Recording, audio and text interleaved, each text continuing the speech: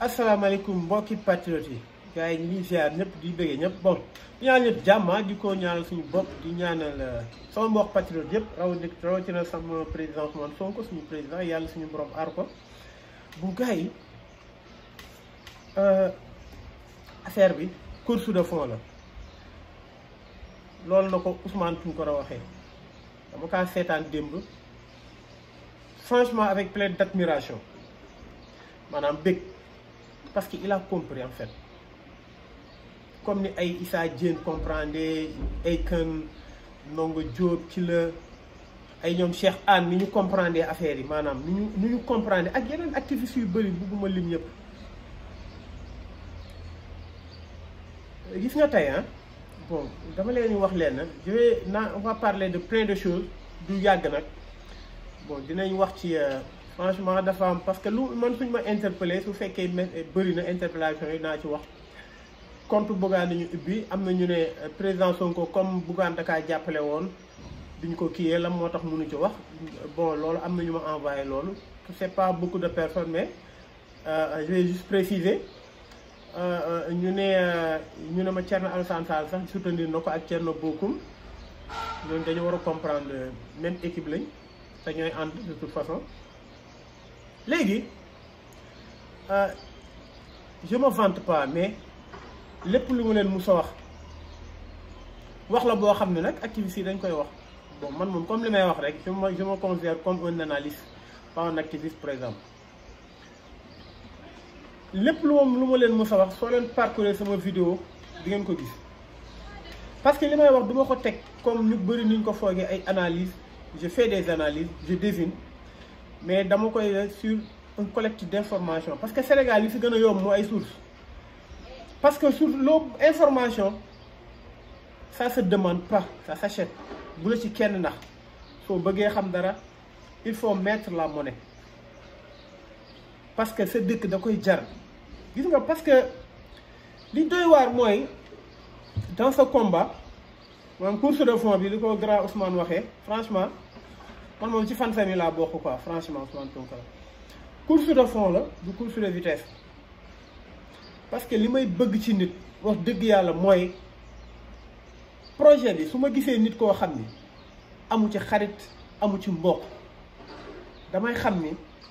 man nag fi ma toll am na ku ma sax dépassé Ndongo Diop noonu la mel nit dof noonu la mel ay maanaam su ma limee sax bëgguma di lim tey soo xoolee Ousmane Tounkara toog na ni mbir mi aw ma ci xarit aw ma ci mbokk man noonu laa mel gis nga mbirum passé aw ma ci xarit aw ma ci mbokk dañ koy déggoo ñu ànd xeex parce que suñu dëkk lañ koy kiyal parce que du lenn mooñ ci dugal du intérêt du dara ndax wax dëgg yàlla nag xam nga tey ku mel ni ay Cheikh Anne ku mel ni ay Cheikh Issa Diène ku mel ni ay nit dof suñu toogee di kii du xaalis parce que wax dëgg yàlla yàlla am na ñu mu teral képp ku ci nekk ngir intérêt du yàgg parce que ku sonn nag di nga def li la gars yi wax soo nekkee di wax Pastef dara duggul mu lenn yow xaalis rek nga ci séntu kuñ fi proposé xaalis nga dem xaalis nag dalaa war a mag bu fekkee da nga magee xaalis bu bëri un parvenu kooku day yomba enrouler au moins même su fekkee amoo dara nga am idéologie nga gëm sa bopp dëggal ko gis ngeen dañoo am ennemi yoo xam ni en face muy APR ñu am ñoo xam ni ils sont sur les côtés maanaam muy je le dis nommément muy maasu ay Bougane Gueye ay Thierno Alassane Sall ay Thierno Bocoum ay ñoom Abdou Mbaye ay ñoom maanaam bëri na ñoo xam ni tey ñi ngi woon suñu côté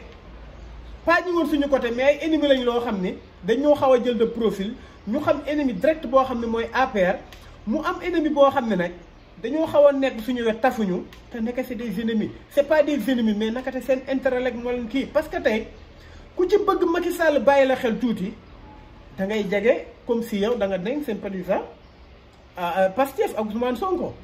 mais mel ni nga jël tey je vous dirai ay Abdou Bara Dolly yi nga gis tôt ou tard di ngeen gis bientôt ils vont tirer sur Ousmane Sonko je dis bien que bëri na ñoo xam ni ñu ngi doon soutenir Ousmane Sonko te en réalité clin d'œil la ñu bëggoon pour am benn visibilité donte amoon nañ ko mais doyul tey ki yàlla defal barke bi ba ku bëgg sax am tuuti sax ñu médiatiser tuuti da ngay wax ci moom muy président Ousmane Sonko yàlla moo ko defal loolu. ñoo am beneen ennemi boo xam ne mi ngi derrière ñun maanaam nekk si ñun ñi naan Pastef la ñuy jàppale ñi naan Pastef lii Ousmane Sonko lii ba pare yor seen paaka ils sont prêts à poignarder c'est pour cela affaire bi dafa doy waar mais mettiwul nag xam nga lu tax Ousmane Sonko soo ko tegee ci digg bi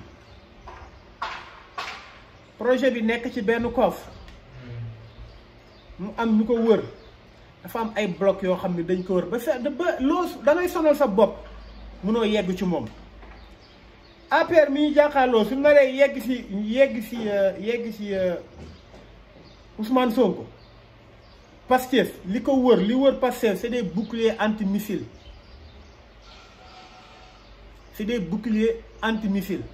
ay F500 la nag russe ku jéem a laa Ousmane Sonko da ngay jeex maanaam say mbir day jeex dañ koy lijjanti 24 heures on s'occupe de toi ñeneen ñi nga xam ne ñi ngi suñuy côté yomb nañoo lijjanti ñooñu dañuy faxas ñi nga xam ne ñi ngi tafuñu woon ne ñun si ñun la ñuy jàppale mais bokkuñ si ñun ils vont tirer sur nous ñi nga xam ne nag ñu bokk biir Pastef bon il se disait que biir Pastef la ñu bokk prêt à poignarder ñooñu ñu ngi leen xool seen suñu rétroviseur ñooñu pour defal lijjanti seen mbir c'est très simple. kon tey gis nga képp koo gis mi ngi xam képp koo xam ne mi ngi toog naan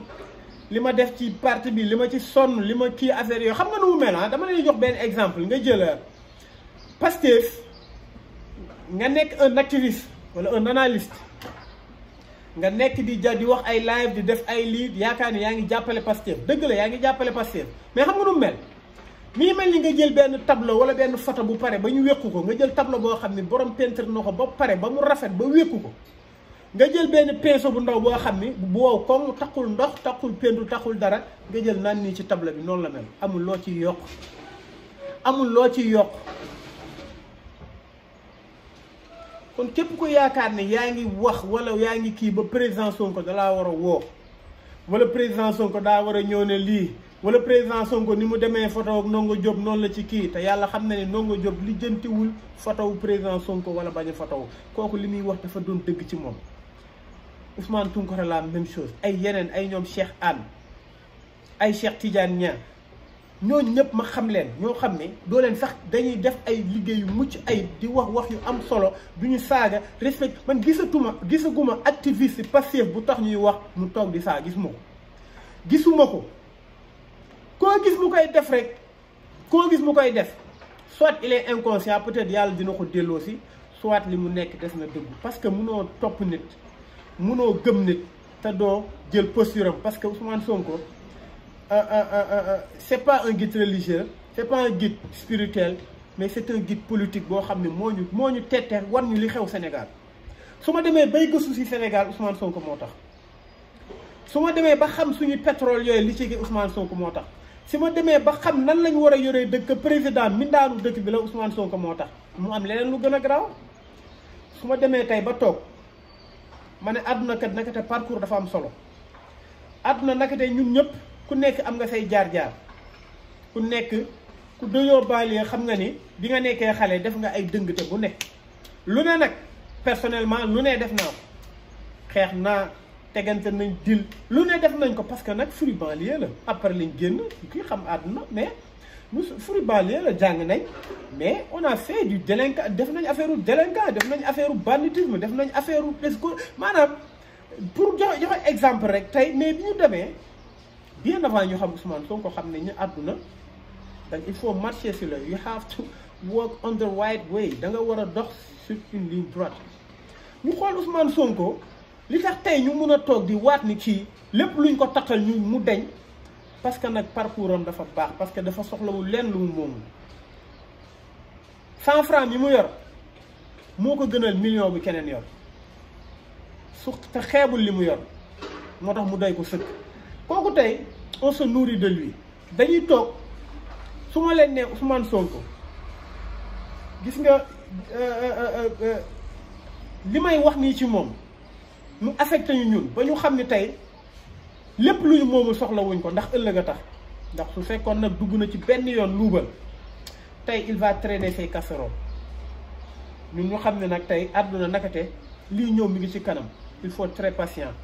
lépp loo moomul ak lu mu bëri bëri doy na lépp lu la nit nar a jëndee te yàlla ni mu ko sàqee amul différent nu mu la sàqee ay waajuram jur ko fi ñu ko war a juree moom yaay am papa màgg am xel nga am xel yow nga am yaay am papa sa yaay ak sa papa doon ay nit yu exemplaire moom yaay ak papaam doon ay nit yu exemplaire moom mu war a màgg nga màgg mu ñëw jënd la parce que dama la bëgg a jënd pour nga ñëw loolu dara jaru ko ci ànd te Ousmane Sonko wax dëgg yàlla damay fàttaliku wax bu ma mus a wax ne ma lu ma am doy na ma wallaahi ne ma man lu ma am doy na ma sonaluma kenn pour mu may dimbali war a mu may kii ndax liggéeykat la sa boo fi laay yem sax foofu laa yem mais dama lay wax ni Ousmane Sonko yàlla xam na ni doon na nit ku doy la koo xam ni bis bu ko nit côtoyé woon am chance côtoyé ko tudd wala nga dégg ko mu wax ngeen wax lépp loo ko préjugé boo amoon ci moom da nga koy faxal sa day dem ba sax yow da lay affecté ba yow da nga naan kii lan la mu war a ëppalee ba am humilité bii mu am tey Sonko dafa changer la jeunesse daf leen gëmloo seen bopp delloo si waat leen seen souveraineté lu ñu moom wan leen luy patriotisme du ay wax kese patriotisme maanaam jëf la patriotisme comportement la patriotisme gëm-gëm la patriotisme ubbi sa xel xool la patriotisme exemple la da nga ko war a wane man bi may njëkk a live bi may njëkk a def vidéo c'était en 2017 boobu Ousmane Sonko def nekkul sax député waaye yàlla damaa dimbali je sais discerner les bonnes graines gis nga nit ku mu mënti doon parce que nag j'ai du vécu saa waay su ma leen waxee li ma def suma àdduna yëpp doo leen ko gëm métier bu ne def naa ko métier bu ne pour ñi ma xam dëgg informaticien lépp lu ma mës a dugg nag yàlla dama ciy dimbali ba ma doon ci ko xarañ donte mun naa ci bañ a am alal nag informatique mbirum or galerie Il Santiago maa fa yoroon galerie bi nga xam ne moo fa gën a rëy presque bon bokk na ci galerie yi fa gën a rëy bokk affaire tourisme ak leneen ak leneen su fekkee sport domaine boo dugg je l'ai fait j'ai fait du basket j'étais bon football naa arts martiaux je suis qualifié maanaam lépp loo xam ne jàng sport associé lépp loo xam ne mooy yaramu nit mu maanaam c'est-à-dire que xam nañ kon c'est-à-dire que yàlla dañoo jàppale ñu am du vécu te li nga boole yépp sa àdduna durant par exemple presque plus de 35 ans d'existence nga am si benn nga engrange benn expérience boo xam ne dara mënatul bënn sa bët damaa gis alal bu ne ci àdduna gis naa nit ku ne gis naa ñàkk bu ne dund naa lépp nag dund naa misère bu gën a metti ma dëkk ak ñoo xam ne tey ma dem Casamance fa laa jàngee ma dëkk ak ñoo xam ne ma amoon xarit boo xam ne mi ngi tudd Dimitri Naw kon du ma ko mës a fàtte on avait la même classe de seconde Dimitri nawet day dem bay pataas lay bay ak tuuti gerte li muy bay noonu su ko jaayee moom lay fayee école am moom lay dundee pataas lay lekk chaque jour ak ñànk tang wallaahi ñi ma xam duñ ma bàyyi ma fen heure ñoo bokkoon sax même 2 jours de karaté taekwondo ak karaté heure ak mujj gi añ man maa koy ñëw ne ko Dimitri nañuy dem du añ suma kii sama tuteur bi ma nekkaloon muy Omar Sylla du ma bàyyi ma fen kooku noonu ma jàng ci moom loo xam ne humilité te moo ma ëppoon doole fopp il était très robuste suñu nekkoon suñu waroon yëg tapis ma ak moom j'étais redouté ma ne mais kii li muy lekk tey mais lekk bi muy lekk c'est pas extraordinaire mais man damay lekk ay ceebu jën affaire yooyu mais xoolal doole bu mu am ak santé bi mu am ma xam ne àdduna matériel du dara jaaxaluma Ousmane Sonko dama gis ci moom loo xam ne dama ko vivre sama àdduna durant maanaam sama àdduna gis ngeen gars yi dama leen wax leen tey yow faire une révélation gis nga gëm sa bopp coalition bi Bougane tey dafa am benn objectif bu mu am dafa am benn objectif bu mu am dama soj objectif bi mooy dafa bëgg a enrôler képp koo xam ni gars je m'excuse vraiment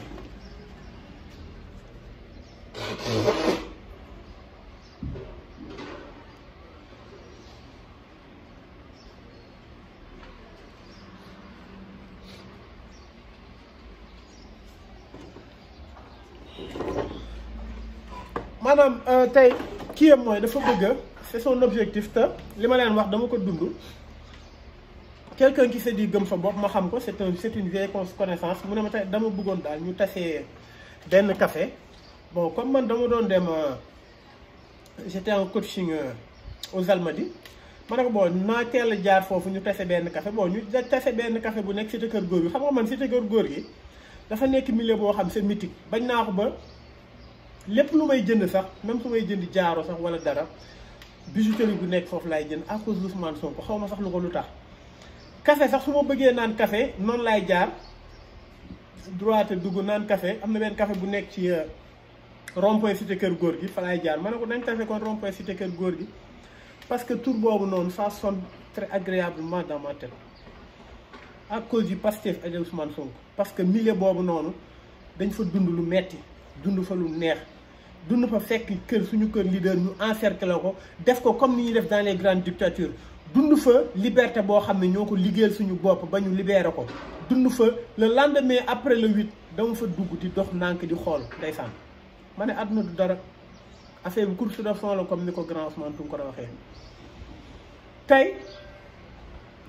bi ñu ñëwee mu ne ma sawaay dañoo am benn kiita wax dëgg yàlla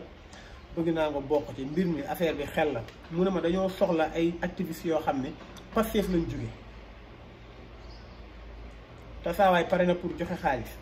bon parce que xam naa nit kuy wax dëgg te li muy waxee avec la précision gëm naa ko bon je l'ai ouvert ma ne ko waa mun na nekk wax dëgg yàlla mun na nekk parce que affaire bi moom mooy loolu sax nag affaire bi moom saa yi dañ cee war a gagné mu ne wéy commencé di wax jàppal bàyyil ma wax leen d'ici peu di ngeen gis ay activistes yoo xam ni Pastef il se disait de Pastef nekk Pastef la nekk un patriote yombul dinañ génn def seeni conférence de presse wala def seeni live d'une manière isolée mais ñoom daal projet bi ñu doon wër ci Ousmane Sonko Pastef dañ kaa gis Bougane gis xoolaat nañ affaire yooyu di ngeen ko gis bientôt te bu mu leen bett nag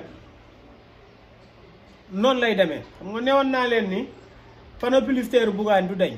ma wax leen leneen nag ñi ngi defar ay yeneen panneau yoo xam ne yeneen kii yoo xam ne coalition gëm sa bopp la moom lañ nar a taf la moo tax yooyu dañul kon tey gars yi suñu leen nee tey Bougane Gueye Dany dañoo jël ay comptam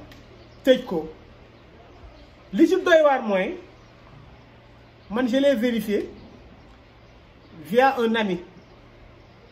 ma ne ko dama bëgg nga def tuuba xam dama bëgg a xam ndax dëggantaan compte Bougane Gueye dañ ko après bi may wax nee na ma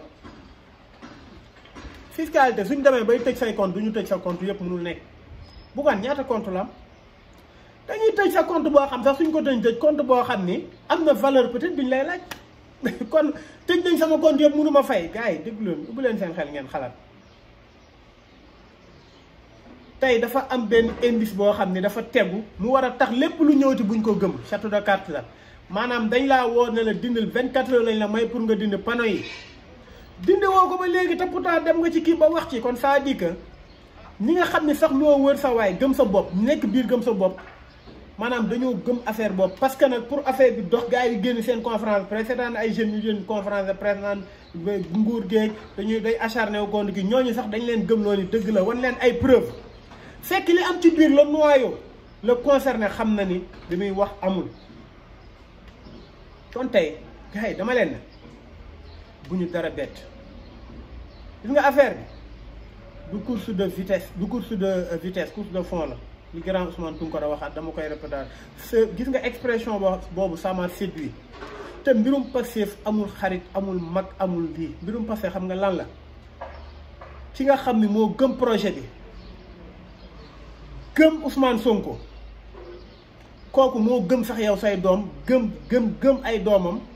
gëm seen avenir gëm Sénégal si su fekkee le contraire la kooku tegee ko nële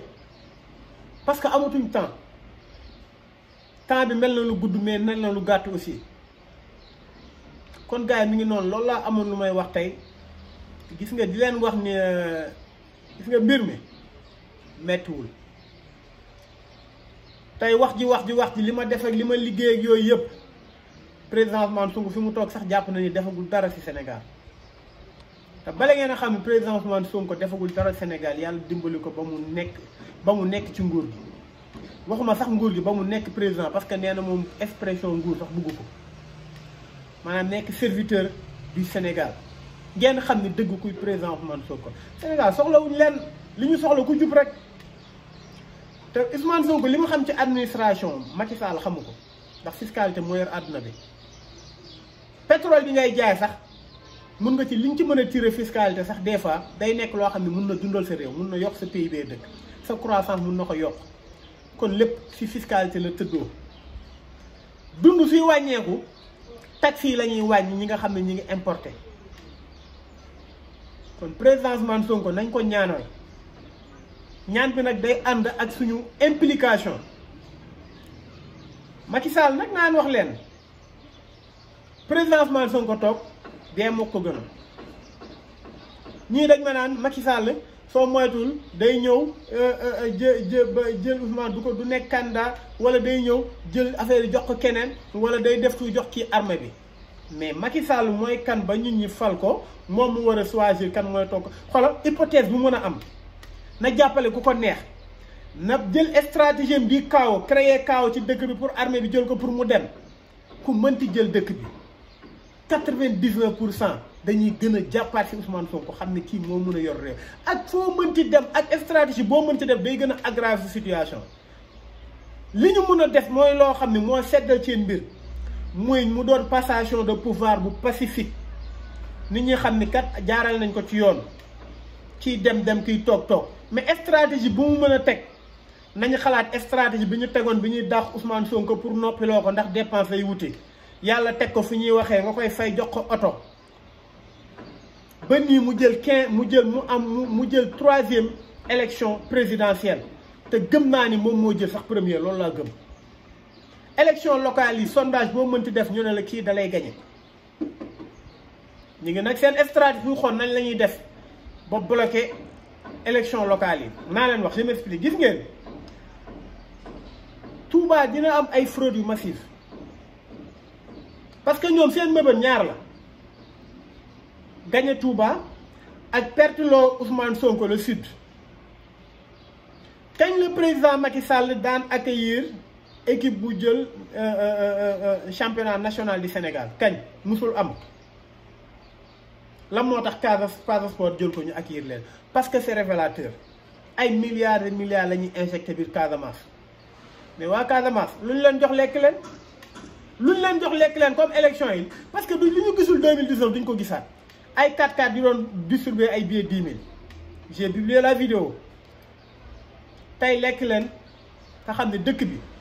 li koy yor du 200 000 yi lay jox par tête mënu ko yor mënul yor seen doom sa doom su damoon léegi nga def ci 200 000 parce que soo demee hôpital kenn du ko laal 400 000 ngay joxe ba pare sa doom su feebaroon am insuffisance rénale soo moytul da ngay xaar mu dee da nga koy lay jëndee nag ngay dajale kon li am solo mooy tey lépp loo xam ne moom nga doon yor war ko dundee mu doon sa sutura nga bañ ko dugal ci ay feebar wala dugg dara mu daanu wala gouvernement xeex la ba nga ñàkk ko loolu noonu yaa ko war a xeexal sa bopp Sénégal bis bu ko Ousmane Sonko ko yoree di nga feebar faju soo yorul xaalis di nga feebar faju ndax Sénégal attan na loolu di nga dund ndax dund dina yomb tey li nga 2000 francs yi nga xam ne matatul ndékki ndax dund gu cher 2000 francs mun nga cee dépenser ndax munoo yor 700 kilomètres de côte jën cher benn dëkk ëpp la côte daanaka benn dëkk Afrique yi bëriwul à part dëkk yi nekk île mais soo jëlee nga jël proportion Sénégal superficielle ak 700 kilomètres de côte yu maam nga xam ne Sénégal jën dañ ko waroon sax di maye kon gars yi mi ngi noonu nañ leen gën a jàppaat di encourager waat ñëpp ñi nga xam ni ay analyste lañ ak ay activiste mu leer na ma ñu dëggu lañ gars yi déggu leen Ndongo Diop suy wax da nga koy yëg sa xol Ndongo gars yi déggu leen benn nit dof suy wax da ngay xam ni da nga ciy gis sa bopp ci moom gars yi déggu leen ay Akon déggu leen ay Cheikh maanaam Cheikh Anne ak ñeneen ak groupe am waa Xeneen TV sooy déglu ñuy wax nga déglu militant bu gën a ndaw nga déglu sympathisant bi gën a ndaw suy wax da ngay sentir kii dëgg gi muy wax kon tey mi ngi noonu loolu laa am ci lu may wax di wax ni mbirum Pastef amul mbokk amul xarit président nu mu tëddee Ousmane Tounkara ñu ngi lay gërëm di la sant parce que li nga wax tey dafa am lu mu délier si ñun parce que man je me disais que mais grand Ousmane Tounkara ak xeex bi muy xeex mais la moo tax mu war a am ay xarit yoo xam ni dañuy saaga Ousmane Sonko dañ koy tirer si ñoom mu leen ni muy maanaam il fait le doux cœur avec eux mais bi ma dégloo sa vidéo ma ne voilà su ma sañoon jàmm ngeen nekk mais projet bi amul sentiment kon ñi ngi ziar ñëpp di bëggee ñëpp di ñaanal ñëpp jàmm seen mbokk Jim Ndiaye wasalaam